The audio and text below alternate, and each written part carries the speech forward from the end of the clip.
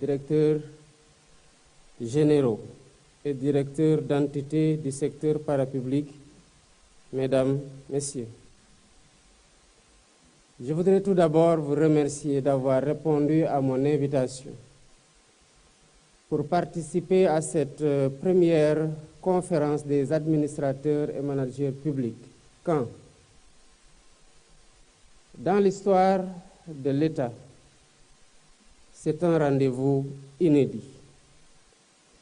Inédit par son format qui réunit l'ensemble des structures publiques et parapubliques autour du président de la République, du Premier ministre et de son gouvernement. Inédit aussi par l'esprit qui le sous-tend. Cet esprit est celui d'une réflexion collective sur la rénovation de notre gouvernance publique et sur les voies et moyens de porter notre pays vers la transformation systémique que nous souhaitons. Dès ma prise de fonction, le 2 avril 2024, j'ai souligné l'impérieuse nécessité de repenser notre gouvernance et de réinventer notre administration, de sorte qu'elle puisse répondre de façon optimale à l'ambition que nous portons pour le Sénégal. Cette ambition a pris forme dans la vision Sénégal 2050, présentée le 14 octobre dernier et qui constitue désormais la boussole de l'action publique. Pour rappel, la vision 2050 est articulée autour de 4 axes stratégiques. Le premier axe, économie compétitive et création d'emplois. Le deuxième, aménagement durable des territoires et développement. Le troisième, capital humain et justice sociale. Le quatrième, bonne gouvernance panafricaine. Vous noterez avec moi que le capital humain et la bonne gouvernance se situent au cœur de cette transformation. Je salue donc l'engagement constant de tous les agents publics, fonctionnaires comme non fonctionnaires, dont le dévouement quotidien fait vivre l'esprit républicain. Je leur renouvelle ma confiance ainsi que celle du gouvernement.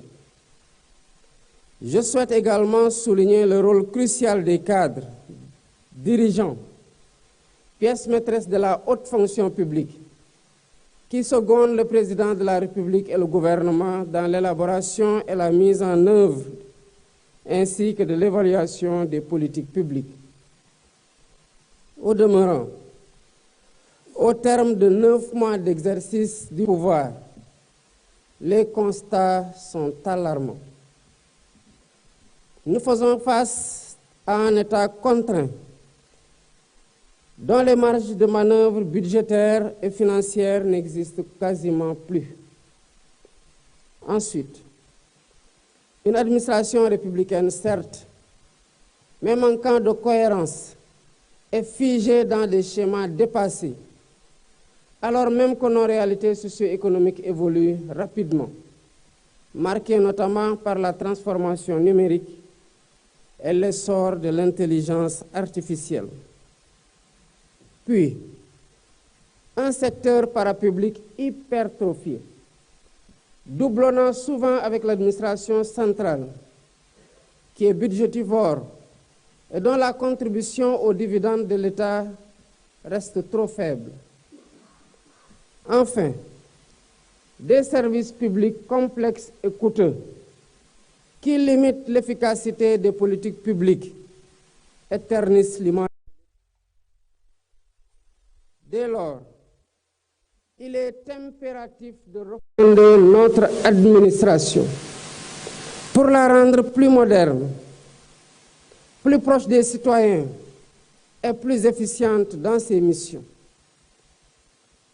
C'est l'objectif même de cette conférence des administrateurs et managers publics, qui se veut un cadre de dialogue, de réflexion et d'orientation stratégique. Mesdames et messieurs, pour ancrer cette volonté de modernisation, il est essentiel de rappeler les 3 principes directeurs qui régissent la fonction publique. Le premier, le respect de la hiérarchie, indissociable de l'autorité de l'État. Le deuxième, la primauté de l'intérêt général, incarné par le président de la République et le gouvernement, eux-mêmes investis de la légitimité populaire. Le troisième, la solidarité gouvernementale, principe fondamental qui exige un respect total envers les membres du gouvernement et envers l'institution gouvernementale elle-même. Je n'entrerai pas dans les détails des attributions institutionnelles.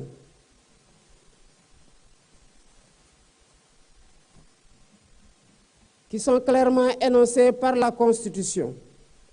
Mais je rappelle que celle-ci doit demeurer un livre de chevet pour tout responsable public. J'insiste néanmoins sur l'importance capitale du respect dû aux membres du gouvernement, institution collégiale et solidaire, seul responsable devant le président de la République et l'Assemblée nationale. Par voie de conséquence, les dirigeants des administrations centrales et des entités du secteur parapublic relèvent de l'autorité du Premier ministre, lui-même chef de l'administration, et des ministres et secrétaires d'État. C'est un impératif de bonne gouvernance. Toute décision importante, qu'il s'agisse de recrutement, de budgétisation, de contractualisation ou de partenariat, doit être validée par l'autorité ministérielle et interministérielle compétente. À cet égard, je renouvelle ma confiance totale et mon soutien indéfectible au Premier ministre et à l'ensemble du gouvernement. Mesdames, Messieurs, une gouvernance exemplaire demeure une gouvernance intransigeante sur la loyauté et l'intégrité des acteurs. Une gouvernance marquée par le sens élevé de l'État, l'exigence de transparence, la lutte contre la corruption, la réduction des comptes et l'impartialité dans la conduite de l'action publique. Sous ce rapport, l'adoption prochaine d'une série de lois sur la transparence dans le but d'améliorer durablement la gouvernance publique traduit une volonté politique soutenue de créer dans le secteur public un environnement sain, propice au travail de qualité, au service du bien-être des populations, quelle que soit leur localité de résidence. Afin de mieux répondre aux attentes de nos populations et stimuler le développement local, nous allons, dès cette année 2025, activer les pôles économiques, assises stratégiques de la territorialisation des politiques publiques.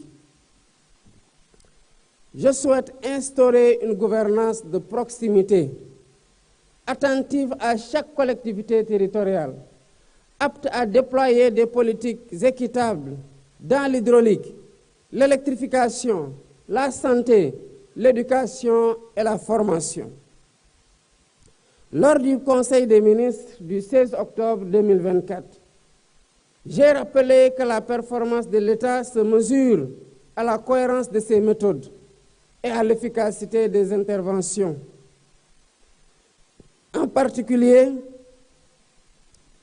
pour accompagner l'industrialisation de nos territoires et le développement de filières stratégiques créatrices d'emplois. Dans cette optique, je signale l'importance de la refondation de l'action des pouvoirs publics qui doit être conforme aux besoins et aspirations des populations, en repensant la déconcentration et en revitalisant la décentralisation. Repenser la déconcentration, c'est évaluer la mise en œuvre de la charte de la déconcentration de 2020. Repenser la déconcentration, c'est évoluer vers une nouvelle doctrine de déconcentration plus avancée, qui impulse un État central cohérent dans son organisation et ses processus de prise de décision et d'action. Repenser la déconcentration, c'est développer un État territorial performant, mieux coordonné avec ses services, restructuré et optimisé, dirigé par des autorités administratives, gouverneurs, préfets, sous-préfets, autorités administratives davantage responsabilisées et évaluées annuellement sur la base d'objectifs assignés. À ce titre, je demande au Premier ministre de définir un nouveau dispositif d'approfondissement de la déconcentration au sein des ministères et au niveau territorial. Parallèlement, nous devrons revitaliser la décentralisation en réexaminant le découpage administratif des collectivités, les compétences qui leur sont transférées et la fiscalité locale, tout en prévoyant des mécanismes de financement plus adaptés aux besoins des collectivités. Ce travail de révision se fera en concertation avec les élus locaux et les acteurs territoriaux, de manière à promouvoir une subsidiarité efficace et un développement territorial équilibré. Monsieur le Premier ministre, Mesdames, Messieurs les ministres, Mesdames, Messieurs, un État stratège confère des délégations à des entités publiques, mais veille à l'exemplarité de leur gouvernance et à leur performance. C'est pourquoi j'attache une importance primordiale à la supervision du secteur parapublic. Je demande au Premier ministre d'assurer l'application rigoureuse de la loi d'orientation du 19 avril 2022 relative au secteur parapublic, qui vise à mieux cerner le portefeuille de l'État, à maîtriser la gestion des ressources publiques et à vérifier la pertinence des interventions du secteur parapublic. Je rappelle l'exigence pour les organes délibérants et exécutifs des entités du secteur parapublic de s'en tenir strictement à leurs prérogatives. À ce titre, je demande au conseil d'administration et aux directions générales de soumettre sans exception leur choix stratégique au ministère compétent grâce à la tenue systématique de pré-conseils. Les comptes rendus de ces réunions seront communiqués en détail au président de la République et au Premier ministre. Il en va de même pour les décisions de recrutement et de rémunération. Celles-ci feront l'objet d'un encadrement réglementaire strict afin de préserver à la fois la cohérence des politiques budgétaires et la soutenabilité des finances publiques. Ce rappel illustre l'ampleur des défis posés par la gouvernance du secteur parapublic, dont la performance et le contrôle exigent une vigilance de tous et à tous les instants. J'attire l'attention sur l'importance d'une gestion rigoureuse des entreprises publiques qui doivent être administrées selon les meilleurs standards internationaux. Elles ne sauraient constituer un fardeau pour la nation. Au contraire, leur contribution à la prospérité collective doit être évidente. J'invite donc le ministre des Finances et du Budget, ainsi que le ministre de l'Économie, du Plan et de la Coopération, à évaluer et à actualiser la doctrine de gestion du portefeuille de l'État. Cette révision se justifie par les risques économiques, budgétaires et financiers que certaines entreprises publiques d'envergure peuvent faire peser sur nos ressources nationales. Je demande en outre au Premier ministre en coordination avec le ministre secrétaire général de la Présidence de la République, de définir une liste précise d'entreprises publiques stratégiques, parmi lesquelles certainement la Sénélec, Petrosen, la SAR, Air Sénégal, le FONSIS, le groupe La Poste ou encore le port autonome de Dakar. L'énumération, évidemment, n'est pas exhaustive. Leurs modes de gouvernance devront être renforcés afin d'instaurer un contrôle rigoureux et permanent de leurs activités et de leurs performances. Au demeurant, j'ai déjà requis du chef de gouvernement la réactivation du comité interministériel de suivi et de restructuration des entreprises en difficulté. Celui-ci aura pour tâche d'identifier les failles de gestion et de proposer des solutions pérennes. Le Premier ministre engagera également une évaluation minutieuse des agences d'exécution et structures analogues, dont certaines dupliquent les missions de l'administration centrale tout en grevant le budget de l'État. Dans le même ordre d'idées, j'ai demandé que soit élaboré un cadre législatif encadrant les autorités administratives indépendantes. Leur action et leur mode de gestion ne peuvent plus échapper au contrôle de l'État central. Monsieur le Premier ministre, Mesdames, Messieurs les ministres et secrétaires d'État, chers participants, bien entendu, je n'ai pas évoqué ici l'ensemble des constats, des acquis, des difficultés et des perspectives. Toutefois, nous partageons un socle commun, à savoir le primat de l'intérêt général, la culture du service public et le sens élevé des responsabilités. C'est l'esprit Jubal Jubanti de la lettre du 8 avril 2024 que j'ai adressée à chaque agent de l'administration du Sénégal. Nous avons également un consensus inaltérable à entretenir, c'est le sens des responsabilités. D'où cette priorité que j'attache à l'encadrement supérieur de l'État et de ses démembrements. Un système d'appel à candidature pour certains postes de responsabilité sera bientôt opérationnel.